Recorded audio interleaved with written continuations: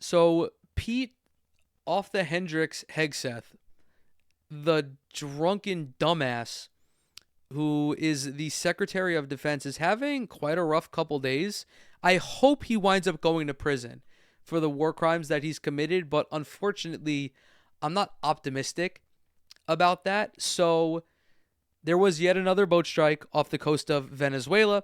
This was a double tap boat strike, which now Pete Hegseth is attempting to blame on Admiral Briggs.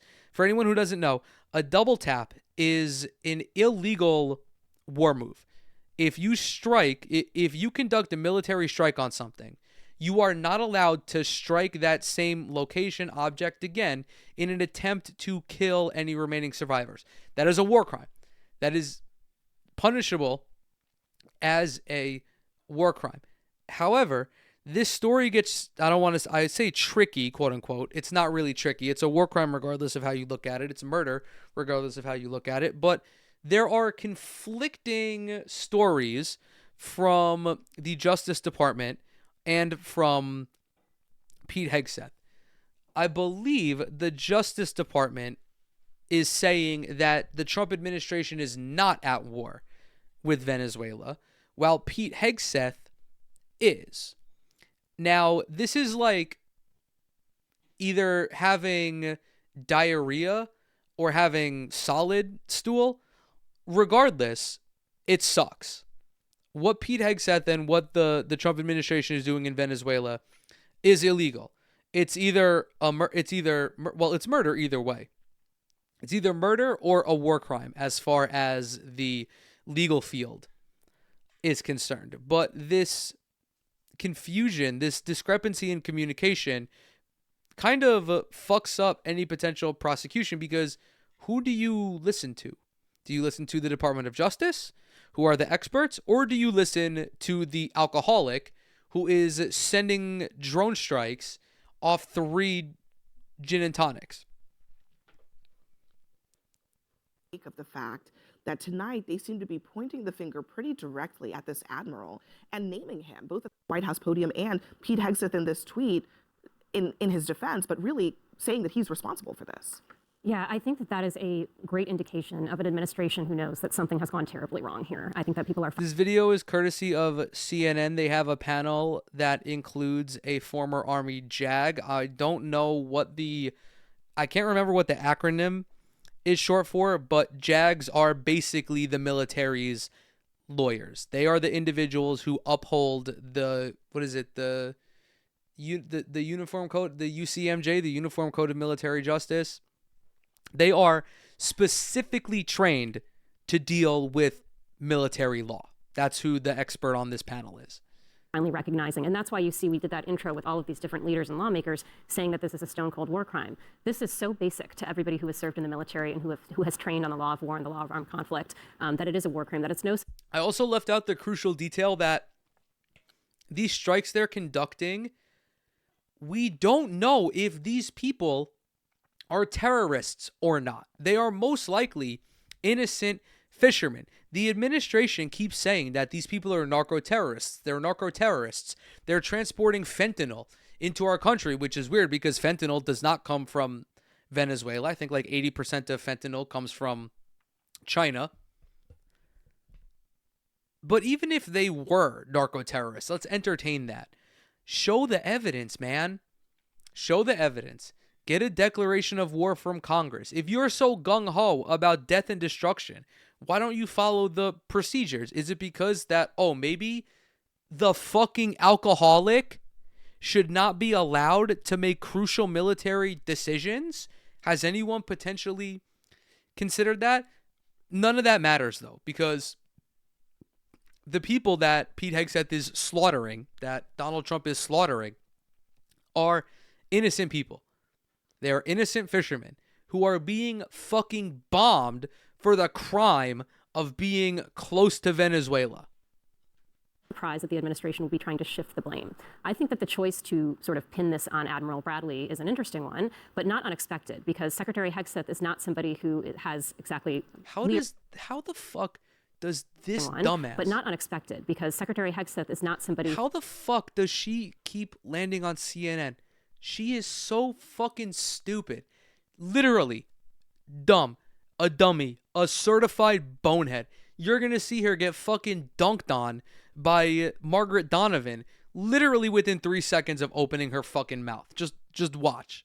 Who has exactly leadership qualities, right? He's actually largely unqualified to be in that position. And so, of course, his natural Cornel instinct West is... Bro, what is CNN doing? What is CNN doing? Look at this panel. You have qualities, right? an expert, okay? Unqualified to be. You have an expert, okay? Margaret Donovan should definitely be there for this. This is her area of expertise. You have Batya Onion Sargon, whatever the fuck her name is, I don't give a shit, who is a self-proclaimed MAGA leftist. She's just a Republican. She has no motion, no aura, no charisma. She's terrible. And then to her left, you have Cornel West. What is happening at CNN? Who is this lineup for? Who is this lineup for? What is... And forgive me, I don't know who these other two ladies are. Obviously, the host is Abby Phillip, but who is the target audience for this? In that position. And so, of course, his natural instinct would likely be to say, something's gone wrong, let me find somebody to blame this on. Now, that's not to absolve Admiral Bradley of anything. If the facts really have played out the way that it is being reported, he absolutely had a duty not to follow an unlawful order if it was Secretary Hegseth's order. Yeah, I mean, Batya, this kind of puts the whole unlawful order thing in a different context, because now there's a real question about whether there was an unlawful order and who gave it. Well, first of all, the story has been massively misreported. So you have actual headlines saying that Hegseth gave the order for the second hit. That wasn't in the initial Washington Post article, which claimed that following, by hearsay, somebody claimed to have heard Hegseth say, we have to kill everybody, therefore the admiral gave the second hit. So I just want to clear that up. I think that's why Hegseth wrote the tweet, is to just correct the record. But what I don't understand is... That's not misreporting, idiot. That's additional reporting. Oh my God. What level of cognitive dissonance do you have to exhibit to be a fucking media personality and not understand that breaking news may or may not have follow-up reports? And also, this qualifier, oh, well, it was misreported because it wasn't in the original reporting. It doesn't fucking matter. It was reported after the fact. We deal with the facts as they're administered to us. If the facts change, the facts change. Regardless, the facts do not absolve Pete Hegseth of anything. They don't change the story, really. It is the Secretary of State's right to determine who is a terrorist and who isn't. The Secretary of State answers to the executive branch. Secretary of State Marco Rubio has determined that these boats are carrying terrorists, which makes the attacks on them legal. And the only question is whether that boat was disabled or whether it was destroyed. If it was destroyed, how are there still live people clinging to it? And if it was only disabled, let me just finish the point, then it was still a threat, meaning it was still a legitimate target. So I'm very confused. And by the way, I've spoken to a lot of veterans today who are also very confused by all of this bipartisan outrage. I don't get it. Good thing we have a military lawyer Can I at just the respond table. to two things? Yeah, First, I would say to your point about who gave this order, what the Washington Post article said. So, good thing we have a military lawyer here too. That's a good one-liner. Oh my God, man. Like, Marco Rubio literally just picked 12 Venezuelan dudes and said, these guys are terrorists because I'm mad that I'm 5'7", because for some reason I'm 45 years old and I'm still mad that I'm short. Just because Marco Rubio can designate whomever he wants as a terrorist does not make it right to fucking nuke them. Does she not recognize the slippery slope that she's beginning with this line of thinking? If the Secretary of State can designate whoever they want as a terrorist and Pete Hegseth is allowed to strike them, Marco Rubio could designate me as a terrorist and Pete Hegseth is going to drop a fucking Predator missile on my house. And this dumbass is going to be like, well, Marco Rubio can designate whoever he would like to be a terrorist. That's not how any of this should work. I understand that, unfortunately, that is the procedure here, but it shouldn't be. It shouldn't be. And the fact that you are arguing for this means that you are just, you're fucking stupid. You're fucking stupid. Straight up. You're not dealing with abject. You're not dealing with reality. You're bootlicking.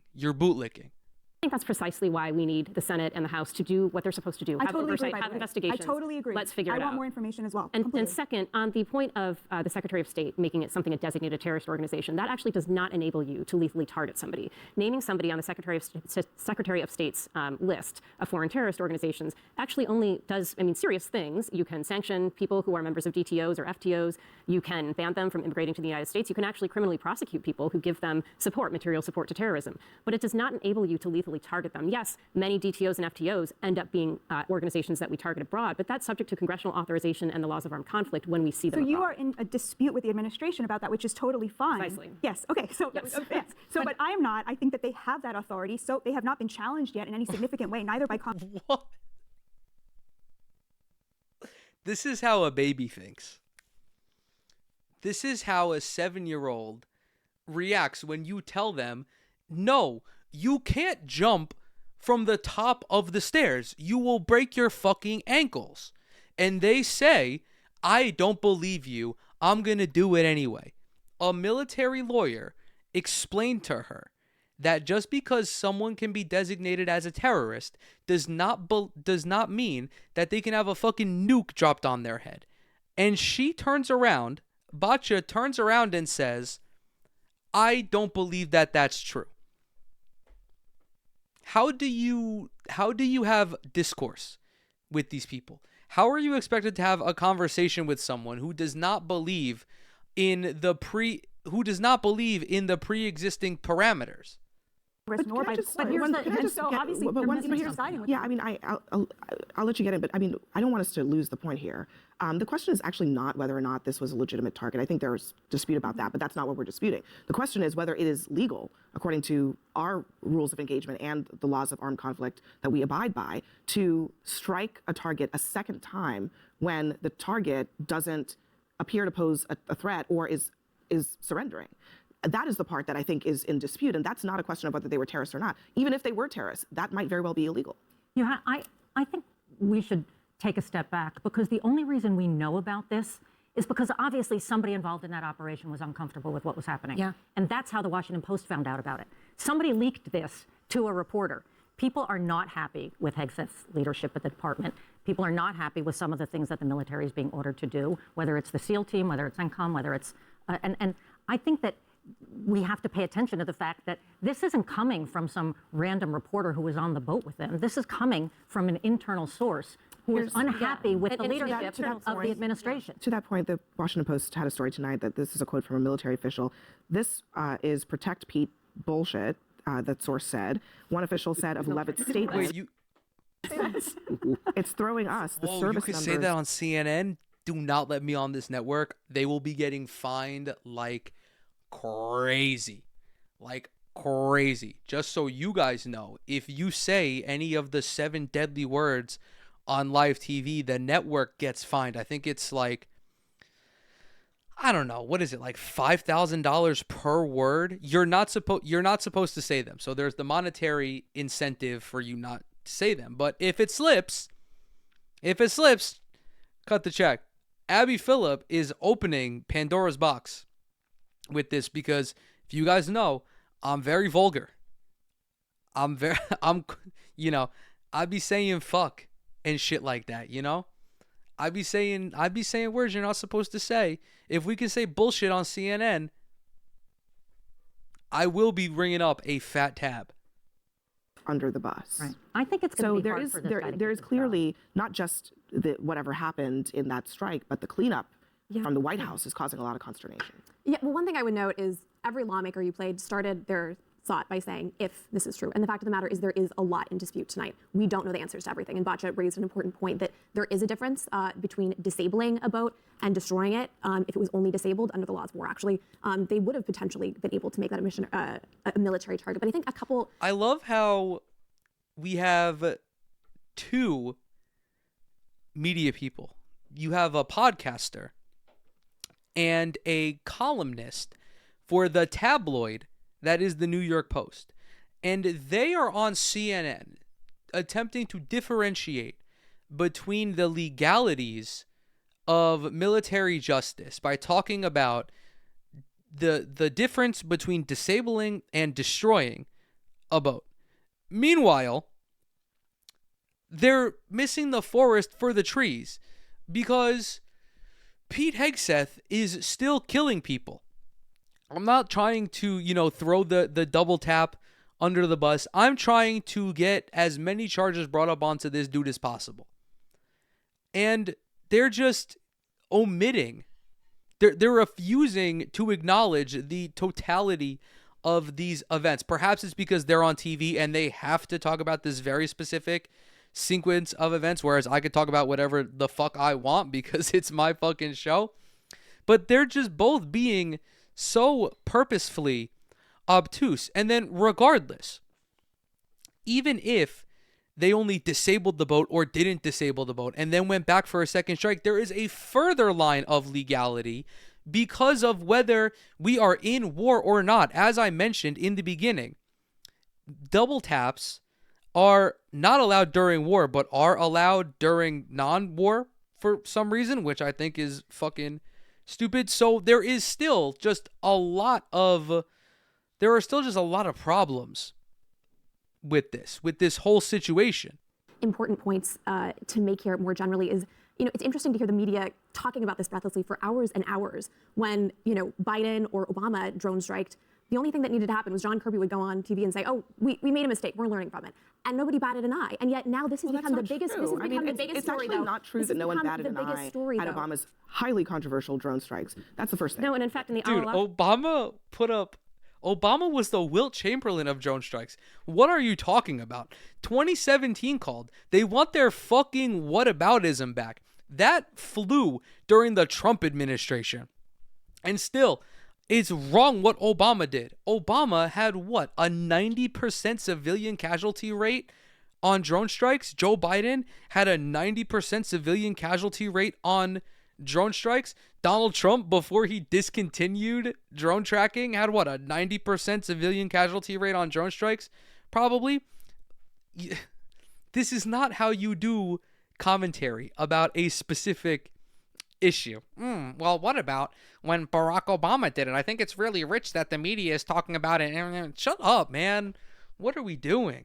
Strike, which was probably one of his most controversial, the legal opinion supporting that strike was fully disclosed at some point. And I think that's what needs to happen here. We need to see the legal opinions. But I think the bigger story, though, is that I'll make it very clear for you guys. Barack Obama should be in prison for his war crimes, okay? Barack Obama, Joe Biden, George Bush, exhume Henry Kissinger's corpse and put it under the jail. Donald Rumsfeld, like every president since fucking... Who am I omitting? I don't know. I'll say definitely every president since Richard Nixon should go to prison for their war crimes. I'm not too abreast on the potential criminalities of like Dwight Eisenhower, JFK, Lyndon B. Johnson. Harry Truman as well. He fucking dropped 2 nukes on Japan. Just put them all in prison. I'll make it very easy for you. Average Trump voter looks at this and they think, why is the media breathlessly covering narco-terrorists and drug traffickers when the average American looks at this and thinks, oh, Donald Trump is actually what I would say to the average Trump voter is that we have rules of engagement in the world that are not there to protect narco-terrorists. They're there protecting the border. This is like back in, I think, when the fuck did Laura, for anyone who doesn't know, first of all, bless you, but Laura Gillen is a representative in Nassau County in the district that I used to live in here on Long Island, and she was running ads about a strong border. Motherfucker, you live in Mineola. What border are you worried about? What do you mean the border? These people are in the Caribbean, thousands of miles away, fishing. And Lauren Moynihan, I think her first name is Lauren, I don't give a shit, is talking about how President Trump is protecting the border. Oh my God, man. Protect American soldiers in combat. And so it's super important for people who, I'm sure a lot of Trump supporters who have loved ones who are going out in armed conflicts to know that when they are engaged by an enemy, that enemy, if they are not adhering to rules of war, are held responsible for those violations, and that, if they are adhering to rules of war, if they are struck in an attack and then they've survived, there are rules about what happens to them. They don't get just assassinated on the battlefield if they weren't taken out in the initial strike. So that's why it matters. It matters to Trump voters. It matters to Biden voters. It also matters to the United States' credibility in the world, because this isn't just... It matters to Trump voters because people are sick of having their fucking 18, 19, 20-year-old children go to fight a fucking stupid war over oil. People are sick of having a flag folded up in honor of their child because the president decided to send them to some foreign land to protect natural resources that the United States does not have any claim to. That's why it matters. People are sick of this shit. People are sick of the military-industrial complex. They're sick of Raytheon. They're sick of Boeing. They're sick of all of the military contractors treating their loved ones as fucking pawns. Look, I mean, we don't even know who these people were. We don't know what drugs they were carrying. It's not about that. It's about whether or not we operate by any rules at all. Yeah, no, it is Absolutely. I think definitely... that's the real challenge here, because it's an irony, if not hypocrisy, It's CNN. to What do I see expect? both White House and Congress of both parties all of a sudden full of this moral energy when international law has been stripped and disregarded. Human rights have been stripped and disregarded. We could talk about that in regard to Gaza, war crimes, what I consider genocide, but we can debate that, right? But same is true with executors. We just had the Prince of Saudi Arabia treated like a king. You got crimes against humanity taking place every day. Same is true in the history of the United States vis-a-vis Latin America. The Monroe Doctrine of 1823, we have intervened in 31 of the 33 countries down there. So you can imagine what they think of us. Military coups against democratic regimes, Guatemala, Gulag, Brazil, we can go on and on and on. So it's an irony to see all of a sudden both of these parties saying, we've got this moral authority concerned about what is a war crime and what isn't. Okay, let's debate that. Well, but the larger context is the war crimes have been shot through the history of the But country. Abby, Margaret, a quick moment to... I have nothing to add. We're going to close out that video on Dr. Cornel West because there are just certain people who speak and don't require any follow-up. And Cornel West is one of them. We are really quickly going to touch on the Pete Hegseth Signalgate scandal. Actually, no, we're going to skip that because fucking obviously, basically, long story short, an Inspector General's report revealed that Pete Hegseth did, in fact, endanger military personnel by using his personal communication devices for this signal chat that involved classified information. That so much is true as the sky is fucking blue. We talked about this at the beginning of the year. There's a reason why the federal government has all of these protocols in place, whether that be they have these discussions in special rooms or on special devices. It's so that nobody gets potentially compromised. And Pete Hegseth, because he's a fucking drunken idiot, compromised everybody. So we're just going to skip over that and talk about him now getting sued by the New York Times. This is courtesy of the Associated Press. The New York Times filed a lawsuit on Thursday against the Pentagon attempting to overturn new rules imposed by Defense Secretary Pete Hegseth that have led to most mainstream media outlets being banished from the building. This is indicative of a larger ploy by the Trump administration where if he doesn't like your outlet, you are not going to be allowed in the briefing room. You're not going to be allowed in any press scrums. You're not going to be allowed to have any access to the president simply because he doesn't like what you say about him. And I think that's pussy. And that's very soft. And if you're the president, you should have all outlets able to report on what you're doing firsthand. Could you imagine if Joe Biden told Peter Doocy that he's not allowed to report anymore? Republicans would fucking lose their mind. And I would also not agree with that decision. I think that, you preach about a free and fair press, the First Amendment, you should follow it. The newspaper said the rules violate the Constitution's freedom of speech and due process provisions since they give Hegseth the power to determine on his own whether a reporter should be banned. Outlets such as the Times walked out of the Pentagon rather than agree to the rules as a condition for getting a press credential. The Pentagon press room now includes mostly conservative outlets that have agreed to the rules, and representatives from those organizations participated Tuesday in a briefing with Hegseth's press secretary. Quote, this policy is an attempt to exert control over reporting the government dislikes, said Charles Stadlander, spokesperson for the Times. The newspaper filed the case with the U.S. District Court in Washington. The Pentagon had no immediate response to a request for comment on the lawsuit. Despite losing credentials, outlets denied access to the Pentagon have continued reporting on the military. They have led coverage this past week on stories that questioned Hegseth's role in military strikes on boats with alleged drug smugglers, including one targeted with a second strike after survivors were spotted. The reporting flows because the Hegseth's Department of Defense has a leak problem. This has been well reported since Hegseth got confirmed earlier this year. They have a bunch of rats.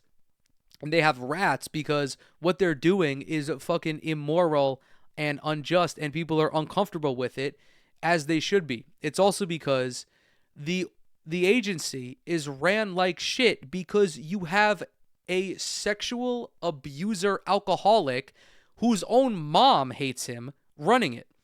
Nevertheless, the Times said denial of access to the Pentagon restricts its reporters' ability to do their job because the new policy gives Hegseth the right to oust reporters working on stories he does not like, even if those stories do not involve classified information. It has a chilling effect on journalists. The newspaper argued in court papers lawyers are also concerned similar restrictions will be put in place at other federal agencies.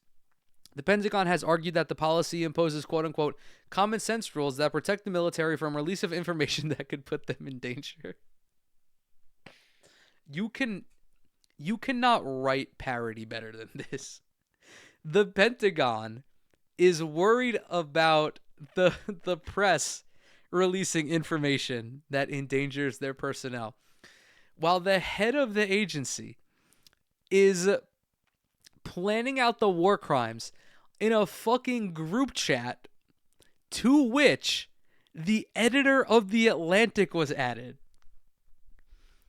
During her briefing Tuesday, Pentagon Press Secretary Kingsley Wilson said the legacy media outlets are not missed. Quote, the American people don't trust these propagandists because they stopped telling the truth, Wilson said. So, we're not going to beg these old gatekeepers to come back, and we're not rebuilding a broken model just to appease them.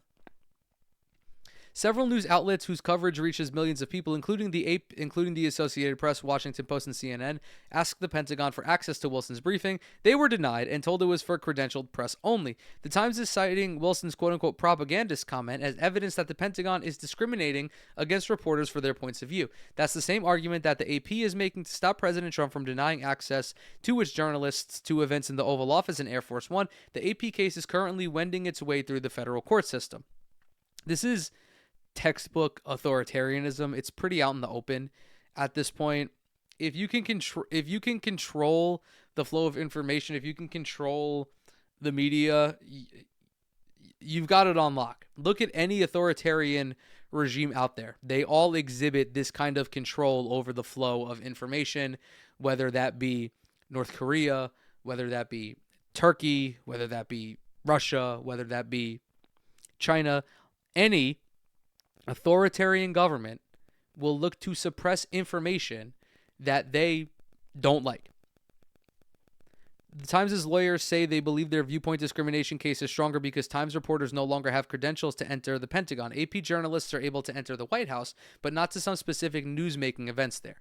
The Times' case is being filed on behalf of the newspaper and one of its reporters, Julian E. Barnes. The Defense Department, Hegseth, and Chief Pentagon spokesman Sean Parnell are named as defendants. In a statement, the Pentagon Press Association, a group that represents journalists who cover the agency, said it was encouraged by the Times' efforts to, quote, step up and defend press freedom. The Defense Department's attempt to limit how credentialed reporters gather the news and what information they may publish is antithetical to a free and independent press and prohibited by the First Amendment. While going it alone in its lawsuit in order to move quickly, the Times said it would welcome the support of other news organizations. My hope is that at some point in the not too distant future, Pete Hegseth is either removed from his position or sent to prison. Ideally both. I think that would be the best possible outcome. But yeah, dude, it's so fucking obvious the shit that they're doing, and yet I don't know. People just are still oblivious to it.